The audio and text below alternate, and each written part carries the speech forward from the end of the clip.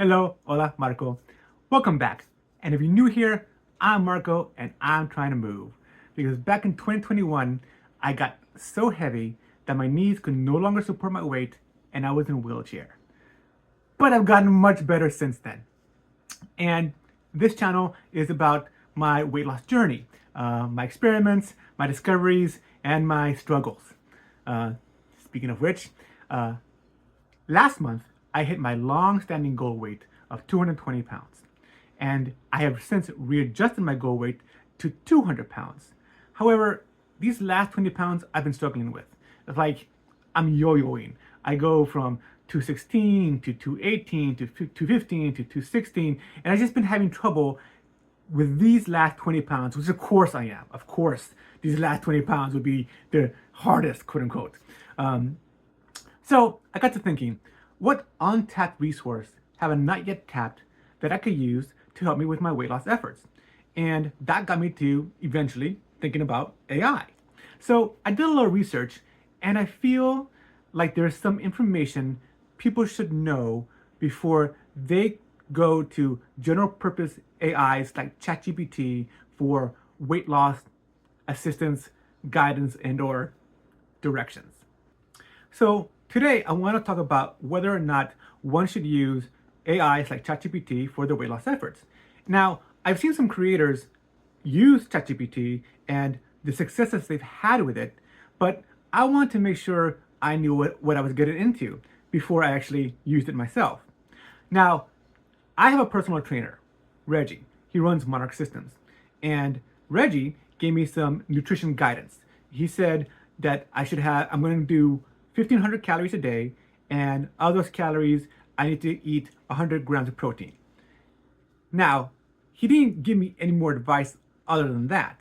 He didn't tell me about groceries to buy or meal planning, meal preps. He didn't give me any advice on what to do when it's 1 a.m. and I'm standing in front of the refrigerator looking to see what's there and thinking, okay, I'm not hungry, but I have an appetite.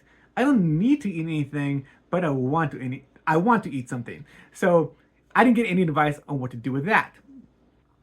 But I've been making it work more or less, right? I started at 550, 560. I'm down to 216, I think it is today. And so I've been making it work.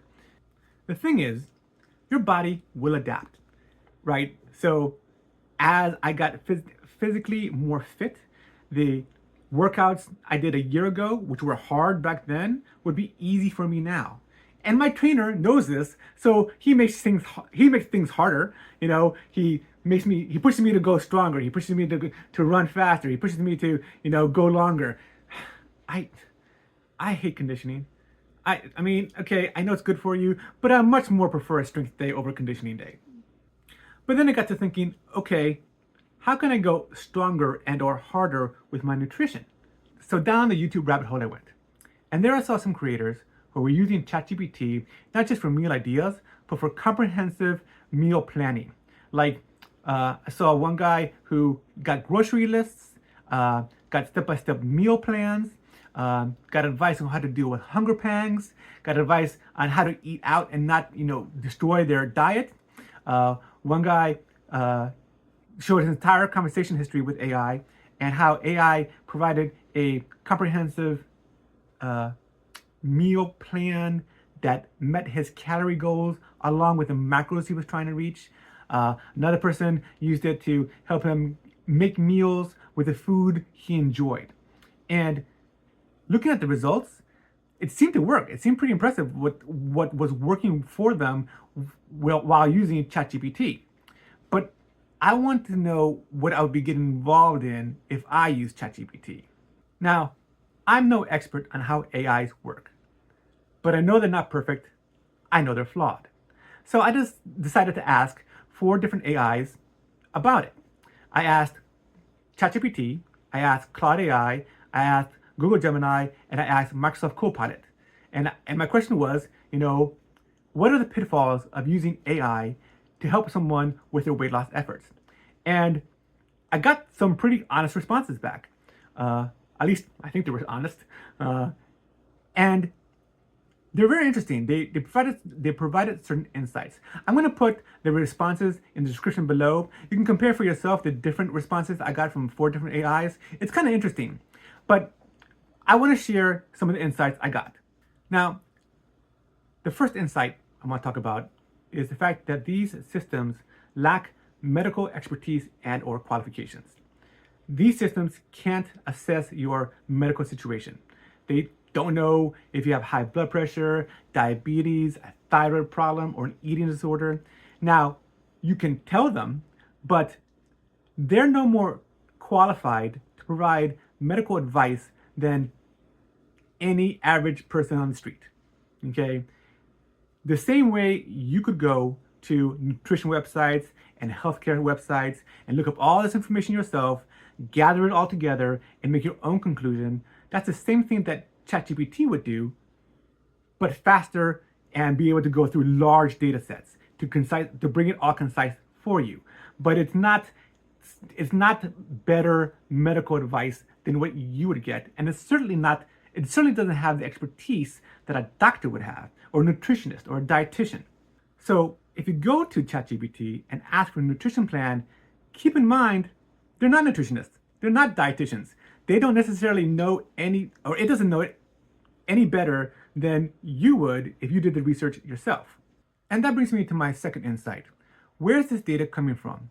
These systems are trained on internet data. And yeah, that can mean evidence-based nutrition science, but it could also mean fad diet blogs or possibly harmful weight loss content. And they can't always distinguish between what's scientifically sound and what's popular online at the moment. And that brings me to my third insight, inconsistent advice. If you look at the 4 different responses, you'll see that you'll get 4 different responses. Not every AI will give you a different response. And even the same AI might give you a different approach on different days.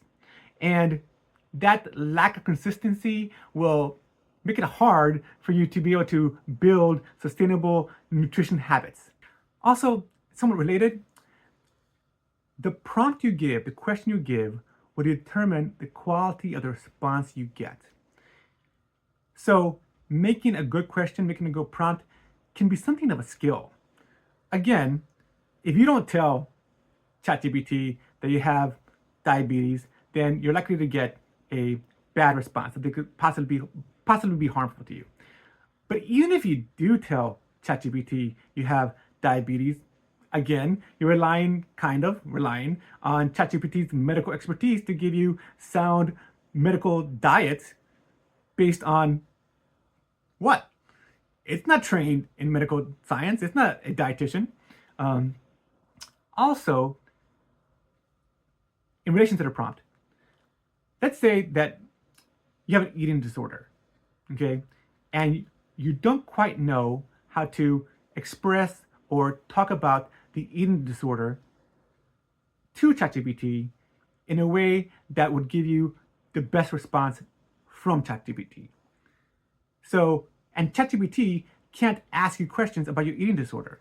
ChatGPT can't ask you questions about your diabetes. It can't ask you questions about your high blood pressure. These are things you would have to know to put into your prompt. And if you forget something, again, the response you get may not be ideal for you and could possibly be harmful to you. And that brings me to my fourth insight, sharing personal data. You could possibly be sharing personal information about yourself. Do you know what the AI is doing with that information? Have you read the terms of service? If these services don't have good, strong cybersecurity in place, could it be possible that your information gets leaked, that it gets exposed? Or if it doesn't have good privacy policies, could someone possibly misuse the information? I don't know. You'd have to research each AI you want to try and learn from yourself. So it's something to consider when using any such AI like ChatGPT. A fifth insight is that AI lacks emotional and or psychological support. Weight loss isn't just about calories or macros or the workout you do. Losing weight is also about dealing with stress, motivation, dealing with setbacks, and finding a healthy relationship with food. AI can only provide you information, it can't provide emotional intelligence or support that often can make a difference between being successful or not being successful. There's research showing that those who use AI tools along with human professional guidance often get better results than they would if they used AI tools by themselves, just AI alone. This tells us something about the value of human expertise. So here's what I decided to do. I'm going to use ChatGPT and other AI services to help me with my nutrition goals. But I'm going to be strategic. I'm going to be strategic about it.